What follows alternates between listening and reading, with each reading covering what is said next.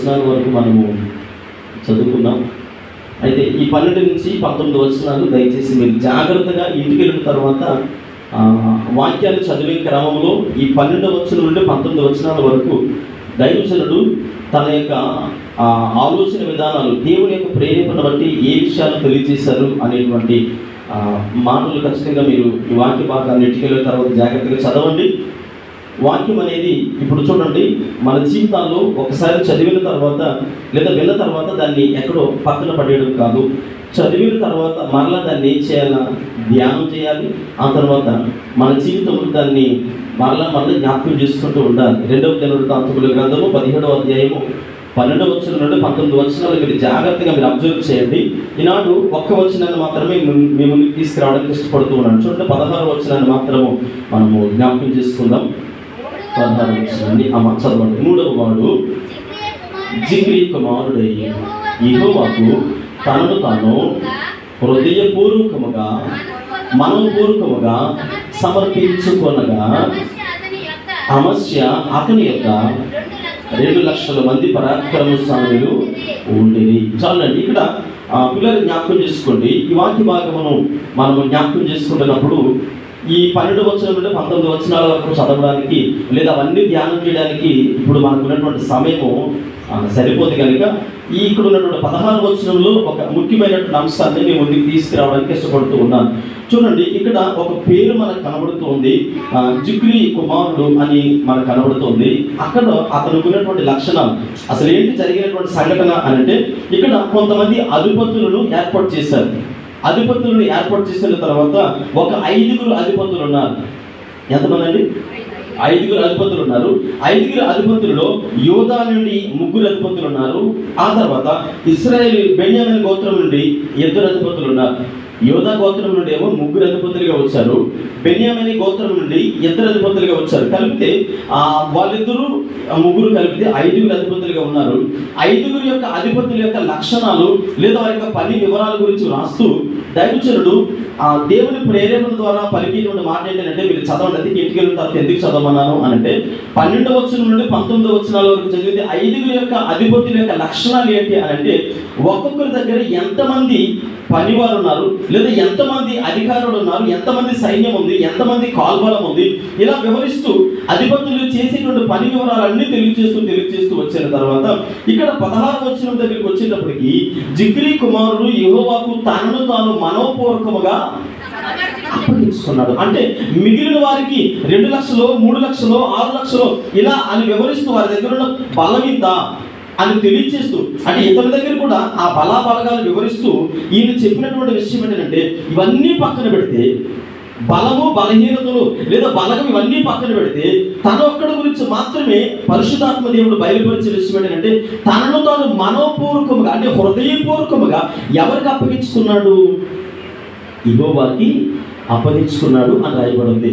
అంటే ఈనాడు మన జీవితాలను జ్ఞాపకం చేసుకుంటున్నప్పుడు ప్రతి ఒక్కరూ చదువుతారు. అందరూ మెరిట్ పాస్ అవుతారా? అందరూ ఫస్ట్ ర్యాంక్ సంపాదిస్తారా? కొన్ని అందరూ ఐఏఎస్ అయిపోతారా? అంటే నేను ఎందుకు మీకు తెలియజేస్తున్నానంటే, అందరూ చదువుతూ ఉన్నారు. అందులో ఆసక్తి కలిగిన వారు ఎవరు? అందరూ ధ్యానం చేస్తూ ఉన్నారు. నేర్చుకోగలిగిన వారు ఎవరు? అందరూ పాటలు ప్రాక్టీస్ చేస్తూ ఉన్నారు. అద్భుతంగా పాడగలిగిన వారు ఎవరు? అందరూ వాక్యాన్ని చెప్పగలరు. అయితే వాక్యాన్ని అర్థవంతంగా వివరించగలిగిన వారు ఎవరు? అంటే కొన్ని సందర్భాలలో మనకు తెలియకుండానే మనం ఏమంటామంటే, కొంతమంది అంటారు, ఏ విధంగా మాట్లాడతారంటే, ఇక్కడ మనం జ్ఞాపకం చేసుకుంటున్నప్పుడు నాకు అన్నీ తెలుసండి అంటారు. నిజానికి వారిని మనం కూర్చోబెట్టి మాట్లాడితే నిజానికి వాళ్ళకి ఏమీ పొట్ట చెబితే అక్షరం ఉండదు. ఇక్కడ ఉన్నటువంటి 5 అధిపతులు ఉన్నారు. 5 అధిపతుల విషయంలో మనం జ్ఞాపకం చేసుకుంటే, లోకానుసారమైనటువంటి జ్ఞానము వేరు, లోకానుసారమైనటువంటి బలము వేరు, లోక సంబంధమైనటువంటి అధికారం వేరు. కానీ ఇక్కడ ఇతను నేర్చుకున్నటువంటి కొన్ని లక్షణాల్లో ఏంటి ఒక లక్షణము అంటే, తనకు తాను తనంతట తాను ఎవ్వరు కూడా బలవంతం చేయలేదు. నువ్వు దేవునికి నిన్ను అప్పగించుకో, నువ్వు దేవునికి లోబడు, దేవుని సన్నిధిలో ప్రార్థన చేయి, దేవుని సముఖంలో నువ్వు ఇలాగుండు అలాగుండు అని ఏ ఒక్కరు కూడా తనని ప్రోత్సహించలేదు. హల్లెలూయా. ఈరోజు చాలా మంది ఏం చేస్తారంటే, దేవుని మందిరానికి రావా అంటే ఏమంటారంటే, దేవుని మందిరానికి గంట సేపు ఆలోచిస్తారు. ఎక్కడికి రావడానికి? దేవుని మందిరానికి. అంటే బలవంతులు చేసేటువంటి పనిలో ఈరోజు దేవుని ద్వారా నువ్వు బలవంతం చేయబడుతూ ఉన్నావు. రండి రండి రండి అని అంటే నేను అనుకుంటాను, ఎంత నిన్ను బలవంతం చేసి దేవుని సన్నిధానం తీసుకొని వచ్చినా దానివల్ల వచ్చేటువంటి ప్రయోజనం ఏమి కూడా ఉండదు. ఇక్కడ అధిపతులు ఉన్నారు. యూదా గోత్రం నుండి వచ్చిన వారు, బెన్యామీను గోత్రం నుండి వచ్చినటువంటి 5 అధిపతులు. వీళ్ళ 5 అతని గురించి ఎందుకంత పట్టట్లేదు? ఆయన పరిశుద్ధాత్మ దేవుడు, ఆయన గురించి ఎందుకు జ్ఞాపకం చేసుకోవాలి అని అంటే అతనిలో ఉన్నటువంటి కొన్ని ప్రత్యేకమైనటువంటి లక్షణాలు నేను గత ఆదివారం మీకు తెలియజేస్తాను. ప్రత్యేకము అని అంటే చాలా మంది ప్రత్యేకంగా ఉంటారు. ఏమి ఎగ్జాంపుల్ తెలియజేస్తాను? ప్రత్యేకంగా ఒక యవనస్తుడి గురించి చెప్పాను. ఏం జరిగింది? యవనస్తుడికి ముందున్న మేలో ఏమైంది?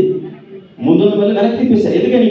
ప్రత్యేకంగా మన డ్రెస్ సెన్స్ ప్రత్యేకత కాదు, మన మాట విధానంలో ప్రత్యేకత కాదు, మన నడవడికలో ప్రత్యేకత కాదు. కొంతమంది ఏం చేస్తారంటే ఏమీ లేనప్పుడు మామూలుగా ఉంటారు. ఏదైనా చిన్నది ఏదైనా వచ్చింది అనుకోండి, భూమి మీద నడవరు, ఆటోమేటిక్గా కాళ్ళు గాల్లో తేలిపోతూ ఉంటాయి. అంటే అదొక ప్రత్యేకత. వారి యొక్క స్టైల్స్లో ప్రత్యేకత, మాటలో ప్రతి దాంట్లో కూడా చూసే చూపులో ప్రత్యేకత. ఆ మనుషులు చూడగానే అర్థమవుతుంది, ఈ మధ్య మనుషులు ఏమొచ్చింది? ప్రత్యేకత వచ్చింది. ఈ ప్రత్యేకత అది కాదు. ఇతరులో ఉన్నటువంటి ప్రత్యేకత ఏంటంటే తను మనోపూర్వకంగా, తనంతట తను హృదయపూర్వకంగా తనను దేవునికి అప్పగించుకున్నట్ట. పిల్లలు జ్ఞాపకం చేసుకోండి. ఇక్కడ మనము అనేకమైనటువంటి విషయాలు మనం జ్ఞాపకం చేసుకుంటున్నప్పుడు ఒక వ్యక్తి గురించి మాట్లాడుతూ ఉంటే మరి ఇక్కడ చాలా సందర్భాల్లో నేను కొన్ని ఎగ్జాంపుల్స్ నేను చెప్తూ ఉన్నప్పుడు ఈ మాట మీ అందరికీ తెలిసిందే.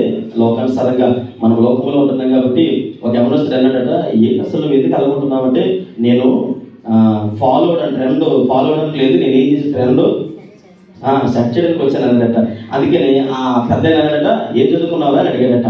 10th క్లాస్ చదువుకున్నాను. 10th క్లాస్ చదువుకున్నాను. 10th ఎన్నిసార్లు పాస్ అయిపోయావు అంటే అంటే పాస్ అయిపోయావు అంటే లేదు, 10th ఎన్నిసార్లు పాస్ అయ్యారు? 10 సంవత్సరాలు రాశాను అన్నాడట.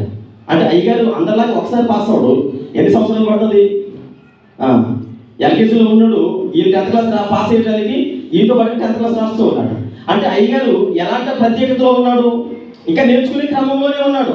మనకంటే అంటే మనం సండే స్కూల్లో ఉన్నటువంటి పిల్లలు ఎవరైతే ఉన్నారో వారి భక్తిలో, సహవాసంలో, ప్రార్థనా జీవితంలో చక్కగా దూసుకొని వెళ్ళిపోతూ ఉంటారు. కానీ మనం మాత్రం ఎలా ఉంటామంటే అంటే ఇంకా అదే స్థితిలో ఉంటాం, ఇంకా సండే స్కూల్ స్థాయిలోనే ఉంటాం, ఇంకా నేర్చుకునే స్థితిలోనే ఉంటాం. ఇది ప్రత్యేకత? ఇదేనా దేవుని యొక్క బిడ్డల యొక్క ప్రత్యేకత? అంటే ఇంకా నేర్చుకునే క్రమంలోనే ఉన్నాం. అంటే కాలం వెళ్ళిపోతూ ఉంది, రాకడ సమీపిస్తుంది, కానీ ఇంకా నేర్చుకునే క్రమంలోనే ఉన్నాం. ఇంకెంతకాలం నేర్చుకుంటాం? ఎబ్రిల్కి రాసిన పత్రికలో పౌలు గారు అంటారు, కాలమును బట్టి చూస్తే మీరు ఏం కావాల్సి ఉంది, కానీ ఇంకా మీరు పాలు దగ్గర వయసులో ఉన్నారు అంటాడు భక్తుడు. జ్ఞాపకం చేసుకోండి. ఇక్కడ 5 అధిపతుల్లో ఇతని గురించి మాత్రమే ఎందుకంత ప్రత్యేకంగా మాట్లాడారు అని అంటే ఈ అమస్య అనేటువంటి ఆ వ్యక్తి యొక్క ఆలోచన విధానాలు మనం జ్ఞాపకం చేసుకున్నప్పుడు ఇతను ఎవరు కూడా ఫోర్స్ చేయలేదు. ఇదిగో నువ్వు దేవుడికి నీ హృదయం, దేవుడికి నువ్వు లోబడు, దేవుడి సన్నిధిలో నువ్వు ఇలా నిర్ణయం తీసుకో, అలా నిర్ణయం తీసుకో అని ఎవరు కూడా తనని ప్రోత్సహించలేదు, బలవంతం చేయలేదు. కానీ తను చేసినటువంటి పని మనం జ్ఞాపకం చేసుకోండి. ఇక్కడ పిల్లలు జ్ఞాపకం చేసుకోండి, దేవుడికి సమర్పించుకున్నాడట. ఈరోజు ఈ సమర్పణ జీవితం ఏంటి? దేవుడి సన్నిధిలో ఎలాంటి సమర్పణ కలిగి ఉన్నావు? దేవుడికి అంటే నీవు అంటే మనం అంటే నేను దేవుడికి డెడికేట్ చేసుకుని ఏం డెడికేషన్ కలిగి ఉన్నావు అంటే డెడికేషన్ కలిగి ఉన్నానండి. అది ఏంటి ఆ డెడికేషన్ అంటే అర్ధార్థంతో కూడిన డెడికేషన్. భక్తిలో స్థిరత్వం ఉండదు, సహవాసంలో స్థిరత్వం ఉండదు, మాటలో నిలబడి ఉండదు, ప్రార్థన జీవితంలో భయభక్తులు కలిగిన ప్రార్థన జీవితం ఉండదు, మొక్కుబడి ప్రార్థనలు, మొక్కుబడి సహవాసము, మొక్కుబడి జీవితం కలిగి ఎన్ని సంవత్సరాలు వెళ్ళిపోయినా దానివల్ల దేవునికి వచ్చేటువంటి ప్రయోజనం ఏమి కూడా ఉండదని దేవుడి సాగుడిగా తెలియజేస్తుంది. ఇది కాదు ప్రత్యేకత అంటే మనోపూర్వకంగా. నేను అనుకుంటాను ఇక్కడ ఉన్న వారందరూ కూడా ఇక్కడ మనం జ్ఞాపకం చేసుకుంటే మిగిలిన అధిపతులు కూడా దేవుడికి ఏమి ఇచ్చారట? 3 లక్షలని అతని ఇదని అంటే ఇక్కడ మనం జ్ఞాపకం చేసుకుంటే సమస్తము సమర్పించారు దేవుడి సన్నిధిలో. నేను అంటాను దేవుడికి నువ్వు సమర్పించేటువంటి కానుకలు కాదు, నీ చేతులు సమర్పించే కానుకలు కాదు, నీ చేతులు కావాలా? నీ హృదయంలో వచ్చేటువంటి మాటలు కొన్ని సందర్భాలు అనుకుంటాం. ఇప్పుడు నిలబడి మీ ముందు వాక్యం తెలియజేస్తున్నట్టు నేను నా నోటి మాటలు కాదు దేవుడికి కావాల్సింది, నా హృదయం కావాలి దేవుడికి. దేవుడి సన్నిధిలో కూర్చున్నటువంటి మనము మన యొక్క శరీరాలు దేవుడికి అవసరం లేదు, మన యొక్క ఆధ్యాత్మిక జీవితం ఎలా ఉందని దేవుడికి కావాలి. అది ప్రత్యేకత అంటే హృదయపూర్వక నీ ఎంతటి నువ్వు అప్పగించాలి దేవునికి, సమర్పించాలి దేవునికి. అంటే సమర్పించే క్రమంలో ఇక్కడ పాత నిబంధన కాలంలో జ్ఞాపకం చేసుకుంటే చాలా మంది బంగారాన్ని సమర్పించారు, వెండి సమర్పించారు, వారికి ఉన్నటువంటి ధనాగారాలు సమర్పించారు, వారికి ఉన్నటువంటి సమస్యలను దేవునికి సమర్పించారు. కానీ అమస్య గురించి ఆలోచన చేస్తే ఏం సమర్పించారంటే దేవునికి హృదయాన్ని సమర్పించారు. సజీవ యాగముగా తనను సమర్పించేసుకున్నాడు. తనంతలో తాను దేవునికి అంటే సజీవ యాగముగా తనకు తాను దేవుని సన్నిధిలో అప్పగించేసుకున్నాడట. హల్లెలూయా. ఈరోజు దేవుని సన్నిధిలో కూర్చొని మీ అందరికీ దేవుని సేవకుడిగా మాట్లాడుతూ ఉన్నాను. నీ సమర్పణ జీవితం ఏంటి? సమర్పణ జీవితాన్ని ఎలాంటి జీవితాన్ని కలిగి ఉన్నావు? ఆస్ట్రేలియా ప్రాంతం నుండి ఒక యమను సహోదరి వచ్చింది. తల్లిదండ్రులు అడిగారు, అమ్మా వివాహం చేసుకోవచ్చు కదా, భర్తతో కలిసి నువ్వు మిషనరీగా వెళ్ళు అని అంటే, లేదు, నేను వివాహం చేసుకుంటే దేవుని సేవ చేయడానికి నాకు ఉన్నటువంటి కుటుంబము ఆటంకం కావచ్చు, హృదయపూర్వకంగా దేవుని సేవ చేయాలని ఒక గొప్ప డెడికేషన్ కలిగి భారతదేశానికి వచ్చిందట. ఆ యవన సహోదరి భారతదేశానికి వచ్చి తన యవన కాలం జీవితం అంతా కూడా దేవుని సేవలో వినియోగించింది. తన యవనంతా కూడా దేవునికి వినియోగించేసింది. అంటే దేవుని పనిలో అనాథ పిల్లలను చేరదీయడము, మరి కుష్ఠరోగులని, తర్వాత వృద్ధులని, మరి అనేక విడోస్ అందరినీ కూడా చేరదీసి దేవుని సువార్త ప్రకటిస్తూ అలా యవన కాలం అంతా దేవుని సేవలో ఉండి దేవుని పరిచర్యలో ఉండిపోయి వృద్ధాప్య స్థితికి వచ్చిన తర్వాత శరీరం సహకరించడం లేదు. చాలా మందిని కూడగట్టుకుంది తన చుట్టూ కూడా. ఒకరోజు వీడుకోలు ఫంక్షన్ ఏర్పాటు చేసినట్టు అందరికీ ఇన్విటేషన్ పంపించింది. నేను నా శరీరం సహకరించడం లేదు, ఎంతవరకు నా శక్తి వచ్చుడు లేకుండా దేవుని సేవ చేశాను కనుక ఈ సేవను మీకు అప్పగించి నేను నా స్వదేశం వెళ్ళి మరి నా ఆరోగ్యాన్ని చూపించుకోవాలనుకుంటూ ఉన్నాను కనుక మీ అందరూ కూడా పలానా రోజు రండి అని ఒక ఇన్విటేషన్ పంపిస్తే అందరూ వచ్చారట. ఆమె యవన కాలం అంతా ఈ భారతదేశంలో చేసినటువంటి సేవ పరిచర్యకు రకరకాల బహుమతులు, అందరూ విలువైనటువంటి బహుమతులు అందరూ తీసుకొచ్చి అందరూ ఆమెకి తగ్గట్టుగా, వారి స్థాయికి తగ్గట్టుగా బహుమతులు ఇస్తూ ఉంటే వాళ్ళందరూ చూస్తూ ఉన్నారు. ఆమె చాలా సంతోషిస్తూ ఉంది, పొంగిపోతూ ఉంది. నన్ను ఇంతమంది ప్రేమిస్తూ ఉన్నారా, నేను ఇంతమందిని సంపాదించుకున్నానా అని అందరిని చూసి తన కంట నీరు ఆగడం మీద అలా చూస్తూ ఉంది. ఒక చిన్న అమ్మాయి పరుగు కిచెన్లోకి వెళ్ళిపోయి ఒక డేక్స ఈడ్చుకొని వచ్చింది. లాక్కొని వస్తుంటే అందరూ అనుకున్నారంటే ఏంటి అమ్మాయి డేక్స లాక్కొని వస్తుందని. అలా అమ్మాయి చూస్తూ ఉంటే డేక్స తీసుకొని వచ్చి ఆమె ముందు పెట్టి ఆ డేక్సలో కూర్చొని అందట, అమ్మ అందరి దగ్గర అన్ని ఇవ్వడానికి ఉన్నాయి, నా దగ్గర అయితే నేను తప్ప నా దగ్గరికి ఏం లేదు, నన్ను నేనే నీకు సజీవంగా సమర్పించుకుంటూ ఉన్నాను. హల్లెలూయా. అంటే ఆ తల్లి వెంటనే ఆ పరిగెత్తుకుని ఆ కుమార్తెల కౌగిలించుకొని అన్నదట, మీరు ఇచ్చినటువంటి కానుకలు నేను తప్పు చేసి మాట్లాడడం లేదు, మీరు ఇచ్చినటువంటి కానుకలు అన్నిటికంటే ఇది నాకు విలువైనటువంటి కానుక. నేను ఇన్ని సంవత్సరాలు చేసినటువంటి సేవ పరిచర్యకు, ఇన్ని సంవత్సరాలు పడ్డ కష్టానికి ప్రతిఫలము దేవుడు నాకు ఒక చక్కని కుమార్తెను ఇచ్చాడు. ఈ కుమార్తెను తీసుకెళ్ళి నేను నాతో పాటుగా నా ఆస్తి అంతట్లో వారసురాలుగా చేస్తాను.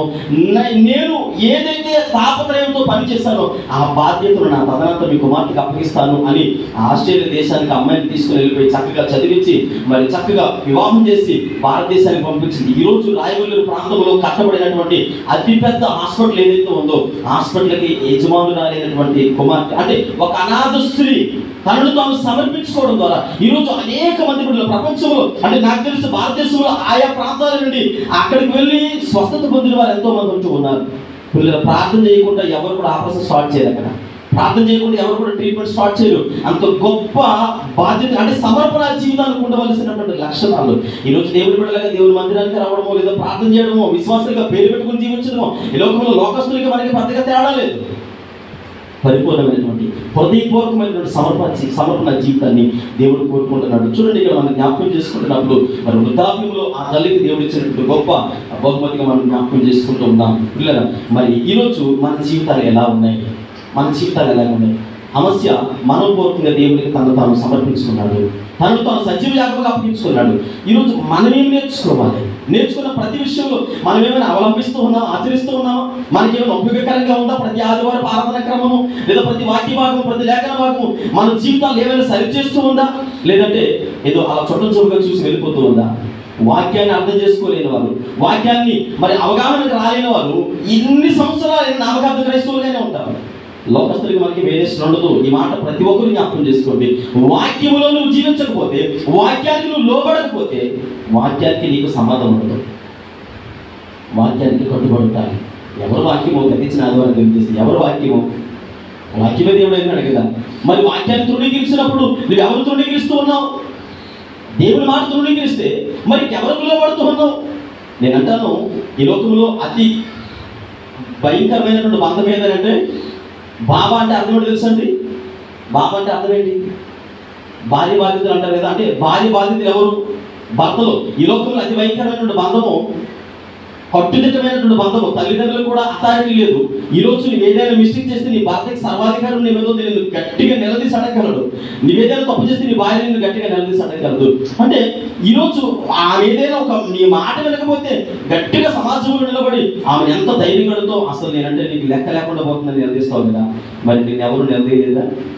నీకు జీవాత్మని ఇచ్చాడు, ఈ లోకంలో బ్రతకడానికి అధికారం ఇచ్చాడు, నీకు రక్షణ ఇవ్వడం కోసం కల్వరిశిలువలో మరణించాడు.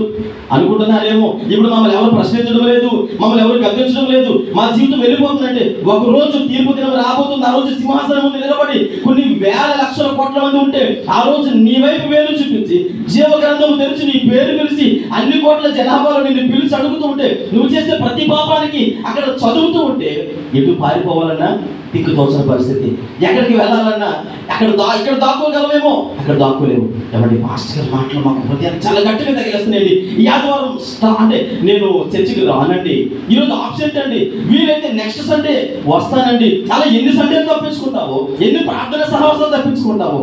ఒక్కరోజు రాబోతుంది, ఆ రోజు ఎక్కడికి పారిపోదామన్నా సరి చేసుకోవాల్సిన సమయం, అర్థం చేసుకోవాల్సినటువంటి సమయము, ఆధ్యాత్మికంగా బలపడవలసినటువంటి సమయము. ఈరోజు నువ్వు బలపడకపోతే దేవుని సన్నిధిలో బలంగా నిలబడలేవు. దేవుని సన్నిధానమునకు వెళ్ళాలని ఆసక్తి ఉందా? పరలోకం అందరికీ అవసరమే, పరలోకం అందరికీ కావాలి. కానీ ఆధ్యాత్మిక జీవితం సరి చేసుకోవడానికి ఇష్టపడడం, పాపాన్ని పోషిస్తున్నాం. పాములుగా అంటే పాముకి పాలు పోసినట్లుగా దాన్ని పోషిస్తూనే ఉన్నాం. అది పెరిగి పెరిగి పెరిగి ఒకరోజు లటక్కలు మింగేస్తుంది. జాగ్రత్త చూడు. అమస్య 5 అధిపతుల్లో వారందరి దగ్గర ఉన్న సంఖ్యలు లెక్క పెడుతూ ఉన్నారు. కానీ అమస్య దగ్గరికి వచ్చేటప్పటికి పరిశుద్ధాత్మ దేవుడు దైవజనుడితో తెలియజేస్తున్నాడు.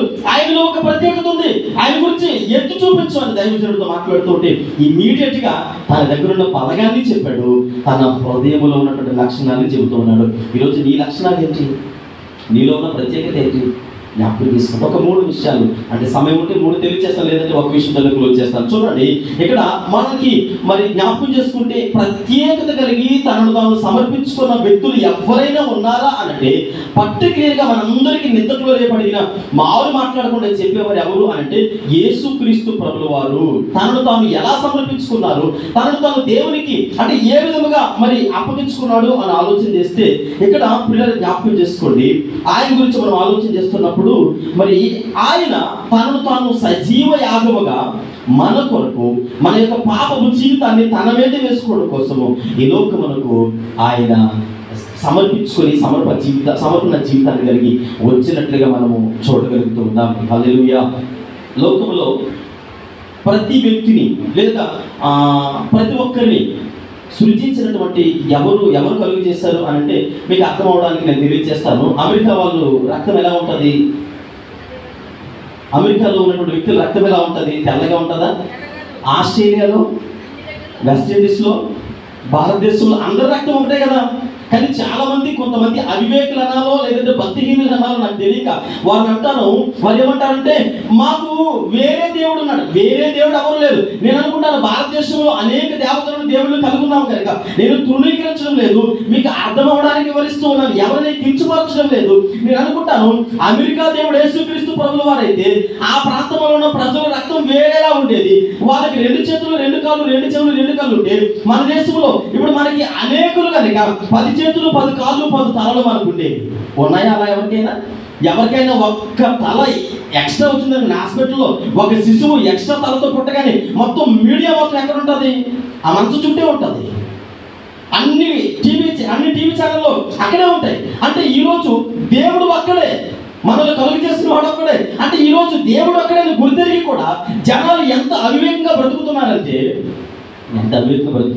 తనను తాను సమర్పించుకొని ఈ లోకానికి వచ్చేసాడు. ఎందుకు తెలుసా? నా స్వాధీనంలో తయారు చేసినటువంటి బిడ్డలు నా బిడ్డలు ఈ లోకంలో ఉన్నారు. అంటే మనలను సంరక్షించడం కొరకు, మనలను కాపాడడం కొరకు ఆయన ఈ లోకానికి వచ్చినట్లుగా మనం చూస్తూ ఉన్నాం. హల్లెలూయా, హల్లెలూయా. ఇక్కడ చూడండి, ఆయన మరి అందరికీ ఆయన కలుగు చేసినటువంటి విధానము వారి యొక్క బుద్ధిహీనతను బట్టి ఒక్కొక్క రీతిగా తయారవుతూ ఉన్నారు. పిల్లలు జ్ఞాపకం చేసుకోండి, ఒక తండ్రికి 4 కొడుకులు ఉన్నారనుకోండి. 4 కొడుకులు ఉంటే 3 చక్కగా సెటిల్ అయ్యారు, మంచి అంటే మంచి ఉన్నతమైన ఉద్యోగంలో ఉన్నారు. ఒకడు దొంగ అయ్యాడు. తండ్రి 3 పెట్టి సంతోషిస్తాడా? ఒకడి కోసం వేదన పడతాడా? అమ్మా ముగ్గురు కోసం సంతోషిస్తాడు, ఒక్కడి గురించి వేదన పడుతున్నారే. 4 కొడుకులు అన్నాను కదా, వీడొక్కడే చెడిపోయాడండి, వీడొక్కడే పాడైపోయాడు. ఈ రోజు మన దుస్థితి ఏంటో తెలుసా? ఇశ్రాయేలు ప్రజలు సర్వశక్తి కలిగిన దేవుడిని అంగీకరించారు కనుకనే వారు ముందుగా గుర్తెరిగారు ఆయన్ని. కానీ చాలా మంది ఏమంటారంటే ఆయనండి వాళ్ళ దేవుడు అండి, ఇశ్రాయేల్ దేవుడు అండి అంటారు. కానీ దేవుడు అందరి దేవుడు అని బైబిల్ తెలియజేస్తుంది. హల్లెలూయా, హల్లెలూయా. అందరి దేవుడు ఆయన. 3 కొడుకుల దగ్గరికి వెళ్ళిపోయి పోతే పోనీ అనలేదు తండ్రి, అరే నా కొడుకు ఒకటి చెడిపోయాడే అని ఈరోజు దేవుడు మిగిలిన వారి కొరకు తన ప్రాణం ఇవ్వడానికి లోకానికి వచ్చాడు. హల్లెలూయా. ఇశ్రాయేల్ ప్రజలను గుర్తెరిగారు, అంటే ఆ ప్రజలు దేవుడిని గుర్తెరిగారు, ధర్మశాస్త్రాన్ని గుర్తెరిగారు, ఆ ప్రజలతో కట్టుబడినటువంటి దేవుని యొక్క వాక్యాన్ని గుర్తెరిగారు. కనుక నశించిన దానిని వెతికి రక్షించడానికి వచ్చాడా, లేదంటే స్థిరపరచబడిన వారితో సహవాసం చేయడానికి వచ్చాడా?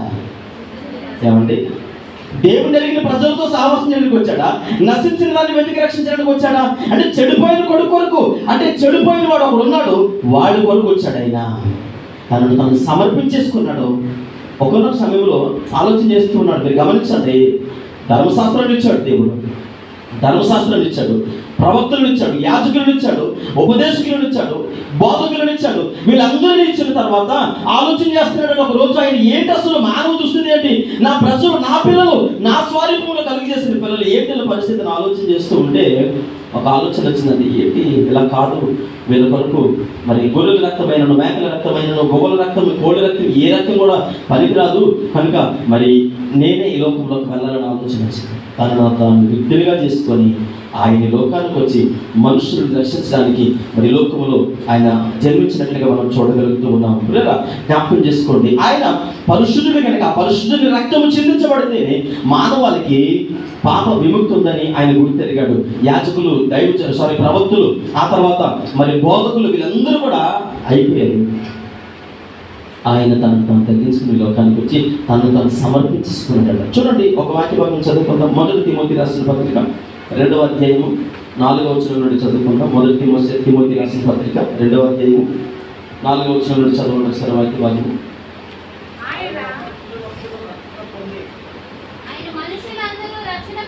ఆయన మనుషులందరూ రక్షణ పొంది సత్యమును కూర్చిన ఉండవలెనని నిశ్చయించుచున్నాడు. దేవుడు ఒక్కడే, దేవునికి నరులకును మధ్యవర్తి ఒక్కడే, ఆయనే క్రీస్తు నరుడు. ఈయన అందరి కొరకు విమోచన క్రయధనముగా తాను తాను సమర్పించుకొనెను. చాలండి. అమస్య ఏం చేశాడు?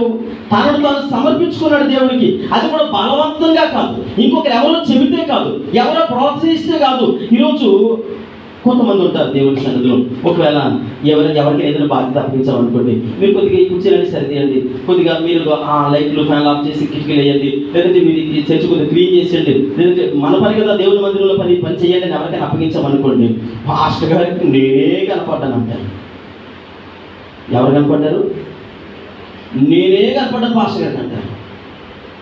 నీకు ఎవరు పని చేస్తూ ఉన్నావు అంటే బలవంతంగా చేస్తే ఆశీర్వాదాలు నీకు రావు. బలవంతంగా ఒకరు చెబితే చేసేది కాదు పరిచర్య, అంటే ఒకరు చెబితే చేసేది కాదు సమర్పణ జీవితం. అంటే నీవు హృదయపూర్వకంగా ఇది నా మందిరము, ఇది నా దేవుని పని అనేటువంటి ఆలోచన విధానాలు కలిగి ఉంటారు, డెడికేషన్ కలిగి ఉంటారు.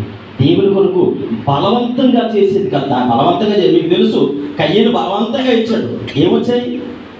ఆశీర్వాదాలు వచ్చాయి. ముక్కుతూ మూలుకుంటూ పడావడేస్తాం, కిటికీ ముక్కుతూ మూలుతో తీసుకుని అంటే డబ్బేమో పడేస్తాం. అరే ఎందుకు ఆ పని చేస్తే ఏం చేయకపోతుంది? దేవుని పనిలో నమ్మకస్తులు కావాలి, దేవుని పనికి బాధ్యత కలిగిన వారు కావాలి, దేవుని యొక్క సన్నిధానంలో సమర్పణ జీవితం కలిగిన వారు కావాలి. ఏదో మొక్కుబడిగా చేసేది అది భక్తి కాదు, భక్తి కాదు. ఇక్కడ చూడండి, యేసుక్రీస్తు ప్రభువు వారి గురించి మరి పౌలు గారు మాట్లాడుతూ ఉన్నారు. ఆయన చూడండి మాట మనం మళ్ళీ జ్ఞాపకం చేసుకుందాం. 5వ వచనము, దేవుడు ఒక్కడే, దేవునికి నరులకు మధ్యవర్తి ఒక్కడే, ఆయనే క్రీస్తు యేసు నరుడు. ఈయన అందరి కొరకు విమోచన క్రయధనముగా తనను తానే సమర్పించుకొనెను. దేవుని గురించి సాక్ష్యము సమర్పణ జీవితం కలిగినటువంటి యేసు ప్రభువారు ఎందుకు ఆయన సర్వలోకాన్ని కలుగు చేసినటువంటి దేవుడు ఎందుకు సమర్పించుకోవాలి? సర్వలోకాన్ని తన వాక్కు చేత కలిగించినటువంటి దేవుడు, సర్వాధికారం కలిగినటువంటి దేవుడు, మరి అల్పకాల భోగభాగ్యాల కొరకు ఈ లోకంలో మన యొక్క శక్తియుక్తులను ఉపయోగించి మన కాలం మీద మనం బ్రతుకుతూ దేవుని యొక్క సహవాసమును తృణీకరిస్తూ బ్రతుకుతున్న మన కొరకు పరిశుద్ధులైన వాడు ఎందుకు రావాలి లోకానికి? అసలు ఎందుకు రావాలి? ఎందుకు సమర్పించుకోవాలి అని అంటే పిల్లలు జ్ఞాపకం చేసుకోండి. ఆయన బలి అవ్వడానికి వచ్చాడు. మీకు తెలుసు, ఒక వ్యక్తి బ్రతకాలంటే ఇంకొక జీవి బ్రతకాలంటే ఇంకొక జీవి ఏం చేయబడాలి? బలి అర్పించబడాలి. ఈరోజు మనం బ్రతకాలంటే ఆయన బలి అర్పించబడాలి. ఈరోజు మనం బ్రతకాలి అని అంటే అది ఏ బ్రతుకై ఉండాలి? ఒక్కసారైనా అవగాహనకు రావాలి కదా. అరే నా కొరకే కదా ఆయన కల్వరి శిలువలో మరణించాడు, నా దౌర్భాగ్యం జీవితం కొరకే కదా, నేను నడిచినటువంటి నడవడిక గురించే కదా కల్వరి శిలువలో మరణించాడు అని నా గురించే కదా ఆయన మరి యుద్ధకాలం అందు ఆయన అలా అయిపోయాడని జ్ఞాపకం చేసుకోండి. అమెరికా దేశం నుండి జాన్ హైడే అనేటువంటి ఒక దైవజనుడు భారతదేశానికి సువార్త ప్రకటించడానికి వచ్చేటట్ట. మొట్టమొదటిగా భారతదేశానికి వచ్చి కొన్ని సంవత్సరాలు సేవ పరిచయం చేయాలని ఆలోచన విధానం కలిగి ఉండి ఆ తర్వాత మరలా ఆయన ఆలోచన చేసి వెళ్ళిపోయి మరలా వచ్చిందట. భారతదేశంలో మీకు తెలుసు, ఉత్తర భారతదేశము, దక్షిణ భారతదేశం. భారతదేశాన్ని 2 భాగాలుగా విభజిస్తారు. అయితే ఇక్కడ ఉత్తర భారతదేశంలో, దక్షిణ భారతదేశంలో సేవ పరిచయం అనేది చాలా సులువు. దక్షిణ భారతదేశం ఏదైతే ఉందో అక్కడ సేవ చేయడం సులువే. అంటే అక్కడ ప్రజలకు ఉన్నటువంటి సున్నిత మనస్తత్వం కానీ ఏదైనా భక్తిని త్వరితంగా అర్థం చేసుకుంటారు దక్షిణ భారతదేశంలో. ఉత్తర భారతదేశంలో అలా ఉండదు. అదంతా కూడా చాలా గరుకుతనంతో కూడినటువంటి హృదయాలు, మూర్ఖపు స్వభావం కనిపిస్తూ ఉంటుంది. అంటే ఇతను భారతదేశానికి వచ్చిన తర్వాత పంజాబ్ రాష్ట్రాన్ని ఎన్నుకున్నాడట. అంటే అనుకున్నాడు, నేను సులువుగా సేవ జరిగే ప్రాంతానికి వెళ్ళకూడదు, కఠినంగా ఉండాలి, సేవ చక్కగా, అంటే నేను మామూలుగా వెళ్ళిపోయే ప్రాంతంలో సేవ చేస్తే, ఆటంకాలు రాకుండా సేవ చేస్తే అక్కడ మరి నా ప్రార్థనా జీవితానికి విలువ ఉండదు అనుకున్నాడు ఏమో. మరి ఆయన పంజాబ్ రాష్ట్రాన్ని ఎన్నుకొని సేవ చేసేదంట. దాదాపుగా ఇతను మరి సేవ పరిచర్యను కొనసాగిస్తూ సేవ పరిచర్యను చక్కగా మరి ప్రతిరోజు సువార్తకి అందరికి వెళ్ళి సువార్త ప్రకటిస్తూ ఉంటే ఎవరు వినేవారు కాదు, ఎవరు పట్టించుకునేవారు కాదు. ఆయన అనుకున్నాడు, ఒకరోజు ఒక 4-5 సంవత్సరాలు పోయిన తర్వాత అతనికి అర్థమైంది ఏంటంటే, అరే నేను సువార్త ప్రకటించను అని వచ్చి ఇంట్లో కూర్చొని ఏడడం మొదలుపెట్టి తన గదిలోకి వెళ్ళిపోయి అలా ఏడ్చుకుంటూ ప్రార్థనలో అలా ఏడుస్తూ కొన్ని రోజులు గడిచిపోయేవట. తిండి గుర్తుండేది కాదు, తను ఎలా ఉన్నాడో తెలిసేది కాదు. అలా మోకాళ్ళ మీద కొన్ని నెలల పాటు, కొన్ని రోజుల పాటు అలా గదిలో ఉండిపోయాడట. అనుకునేవారంటే ఇతను గదిలో చచ్చిపోయాడేమో అనుకునేవారట, కానీ కిటికీ దగ్గరికి వెళ్ళి వింటే ఏడుపు ఆ మూలుగులు వినేవారట. సరే బ్రతికే ఉన్నాడు అనుకునేవారట. అలా కొన్ని సంవత్సరాల పాటు తను ప్రార్థన చేసి, జాన్ హైడే అనేటువంటి దైవజనుడు పంజాబ్ రాష్ట్రంకి వచ్చి ప్రార్థన చేసి చాలా సిక్ అయిపోయాడట. చాలా బలహీనమైపోయాడు. నీరసరిపోయి తను లేచి నడుస్తుంటే మోకాళ్ళు ఇంత కాయలు కాసాయట. లాభం లేదని తన దేశానికి తిరిగి వెళ్ళిపోయాడు. ఏడ్చుకుంటూనే వెళ్ళిపోయాడట. నేను చేసిన సేవ ఫలించలేదు అయ్యా, నేను ఎంతో ఆసక్తి కలిగి వచ్చానయ్యా, నా వల్ల ఏ విధమైన ప్రయోజనం లేదు, ఒక్క ఆత్మను కూడా నేను రక్షించలేకపోయానని అలా ఏడ్చుకుంటూ తన దేశానికి, అమెరికా దేశానికి వెళ్ళిపోయిన తర్వాత హాస్పిటల్కి వెళ్ళాడట. హాస్పిటల్కి వెళితే డాక్టర్స్ అతనికి స్కానింగ్స్ అన్నీ చేసిన తర్వాత అన్ని రిపోర్ట్స్ తీసుకుని డాక్టర్స్ అందరూ భయపడి ఆందోళన చెందుతూ ఉన్నారట. ఒకరికొకరు మాట్లాడుతూ ఉన్నారు. పెద్ద చదువులు చదువుకున్న డాక్టర్స్ వారందరూ కూడా ఏంటి వింత కార్యక్రమం, అసలు ఏంటి అతను జరిగినటువంటి వింత కార్యం ఏంటని ఆలోచన చేస్తూ ఉండగా దైవజనుడిని పిలిచి, మీరు భారతదేశంలో ఎన్ని సంవత్సరాలు ఉన్నారంటే? చాలా సంవత్సరాలు ఉన్నానండి.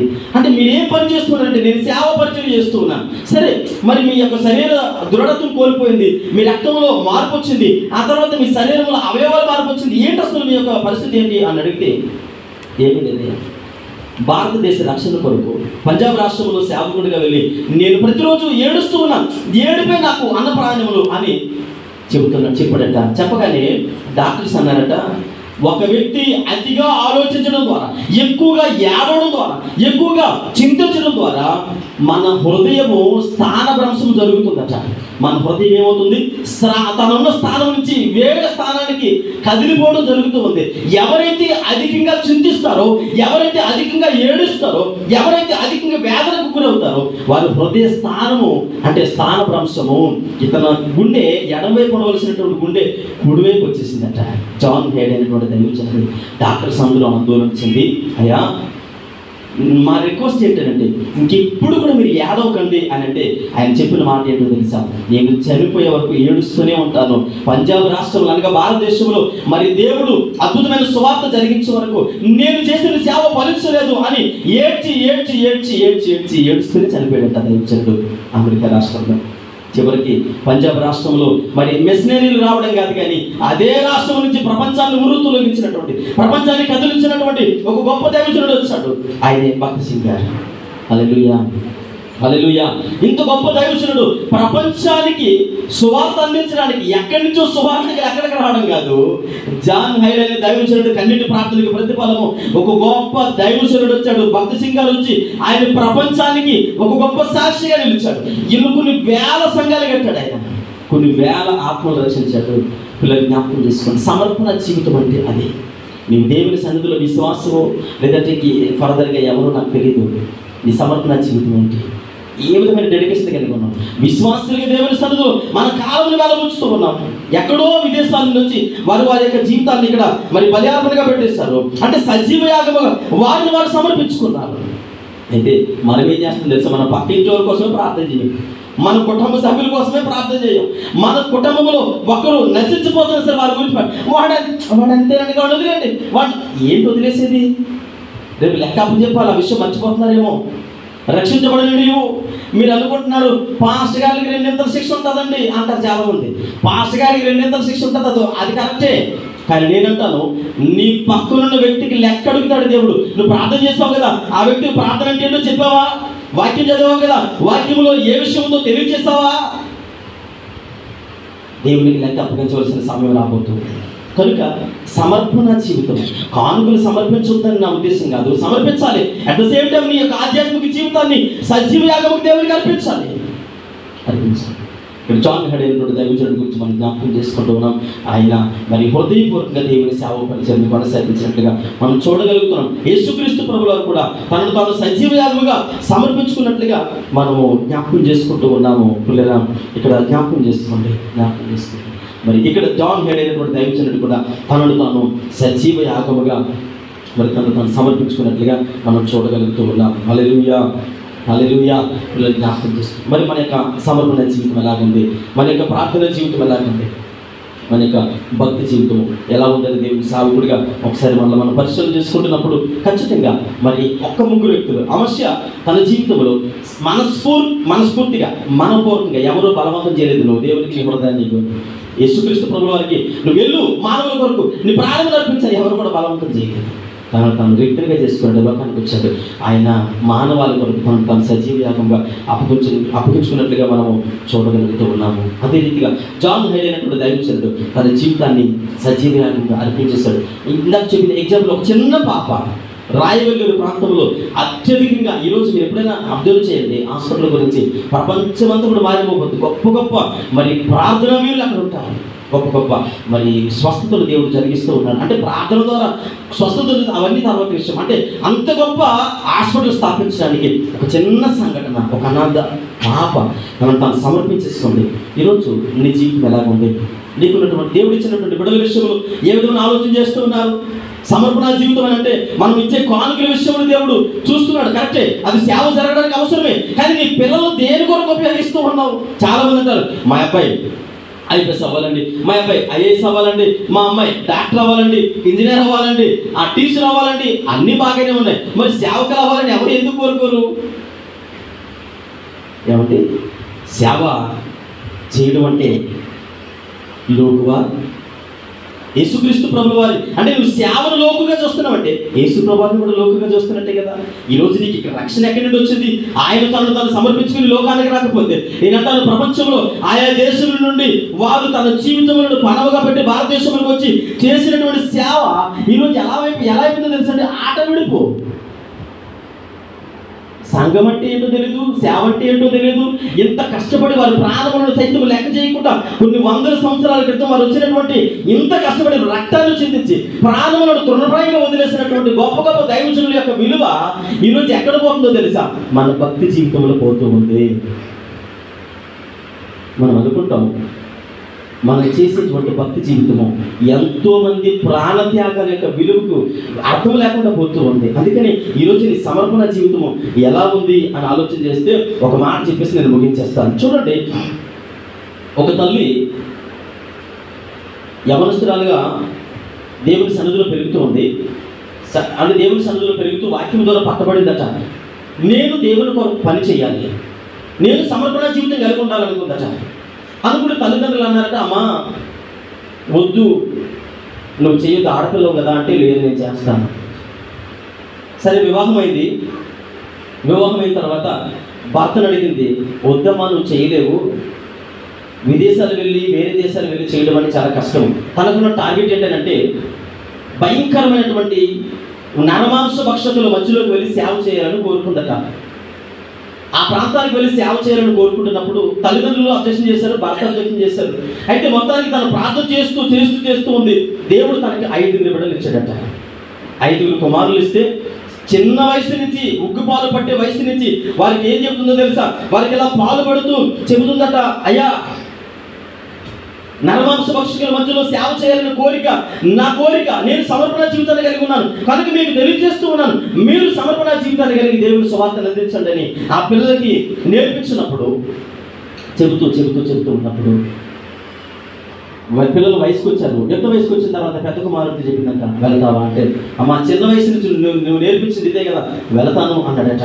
సరే, పెద్ద కుమారుడిని ఆఫ్రికా ఖండానికి పంపించిందట.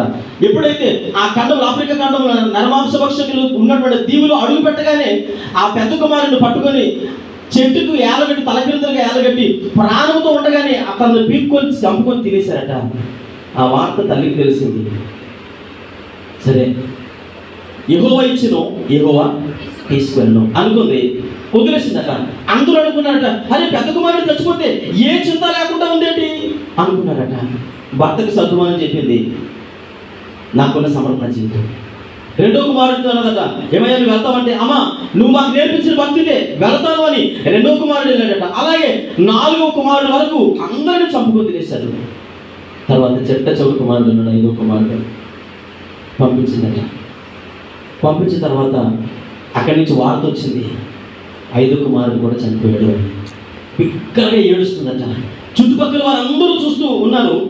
4 కుమారులు చనిపోయినప్పుడు ఏడవలేనటువంటి తల్లి చిన్న కుమారుడు అంటే బాగా ఇష్టమేమో, అంత అధికంగా ప్రేమించిందేమో, ఆ కుమారుడు అంటే తల్లికి మరి ఎంత ఎనలేని ప్రేమో అనుకొని దగ్గరికి వచ్చామా, 4 చనిపోయినప్పుడు ఏడవలేదు కదా, మరి ఈ కుమారుడు చనిపోయినప్పుడు ఎందుకు ఏడుస్తున్నావు, నీ చిన్న కొడుకు అంటే అంత ఇష్టమా అంటే, ఆ తల్లి అన్నదట, నా దేవుని సేవ చేయడానికి ఇంకొక కొడుకు లేడే అని ఏడుస్తున్నాను అన్నదట. సమర్పణ జీవితాన్ని కలిగినటువంటి గొప్ప గొప్ప దైవజనులు ప్రాణత్యాగమే ఈరోజు మన ప్రార్థనా జీవితాలు, ప్రార్థనా మందిరాలు మన భక్తికి ఆధారం అండి. కానీ ఆ భక్తి విలువేంటో తెలియదు, ఆ సహవాసమికి విలువేంటో తెలియదు. చాలా మంది ఏమంటారంటే ప్రార్థనా మందిరం అంటే ఆట విడుపు, ఇదేదో హాల్ అనుకుంటారు.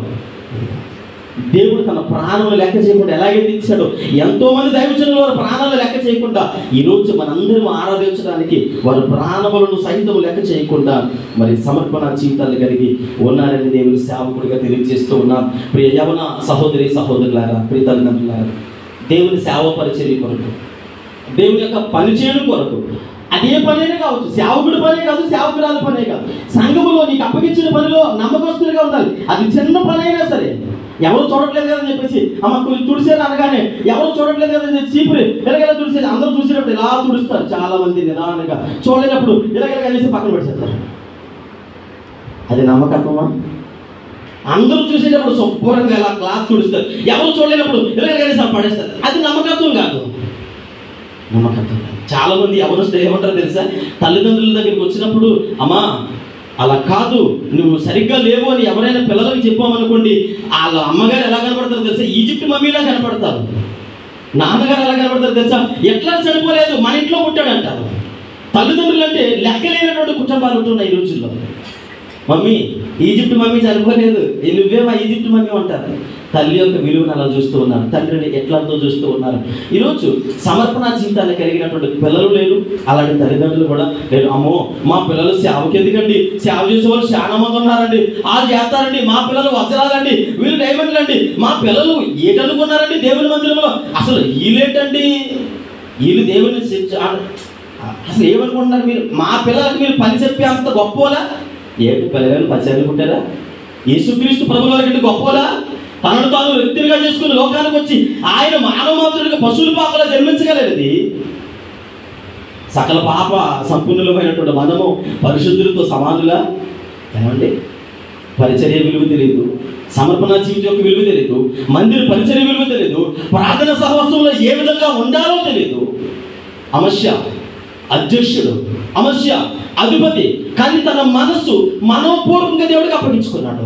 యేసుక్రీస్తు ప్రభువుల వారు సమర్పణ జీవితాన్ని కలిగి లోకానికి అప్పగించాడు, నీ కొరకు నా కొరకే. మరి జాన్ హైడ్ అనేటువంటి దైవజనుడు తన ప్రాణం సైతం లెక్క చేయకుండా మరి పంజాబ్ రాష్ట్రానికి అప్పగించేశాడు.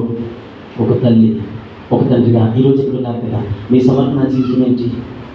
మీ పిల్లల కొరకు మీరు కలిగి ఉన్నటువంటి బాధ్యత ఏంటి? దేవుని పని కొరకు అప్పగిస్తున్నారు. ఇదిగో, నువ్వు ఎక్కడికైనా వెళ్ళు, వారమంతా నువ్వు ఏం చేసినా అంటే లోకానుసరమైన విషయాల్లో ప్రోత్సహించమని కదా నా ఉద్దేశము. నువ్వు చదువుకో, ఉద్యోగానికి వెళ్ళేవలేదు, కానీ ఆదివారం మందిరానికి రాకపోతే 2 కాళ్ళు విరగొడేస్తామని చెప్పండి. అలా చెప్పేటువంటి తల్లిదండ్రులు ఎంతమంది ఉన్నారు? మా ఓడికి నేను చెప్పలేనండి, మా అమ్మాయికి నేను చెప్తేనండి నా మీద అడ్డంగా తిరగబడిపోతుందండి. ఎందుకు తిరగబడిపోద్ది? మనం పెంచిన పెంపకం కాదా? మనం పెంచినటువంటి, మనం ఇచ్చినటువంటి లోకమే. జ్ఞాపకం చేసుకో, ఎంతోమంది దైవజనులు ప్రాణత్యాగము ఈరోజు ఈ ప్రార్థన సహవాసం, ఎంతోమంది ప్రాణత్యాగాలు చేశారు. యేసుక్రీస్తు ప్రభువు వారు తన యొక్క అమూల్యమైనటువంటి జీవితాన్ని ఇచ్చడం ద్వారా ఈరోజు మనం ఎలా ఉన్నాం? ప్రార్థన చేసుకుందాం.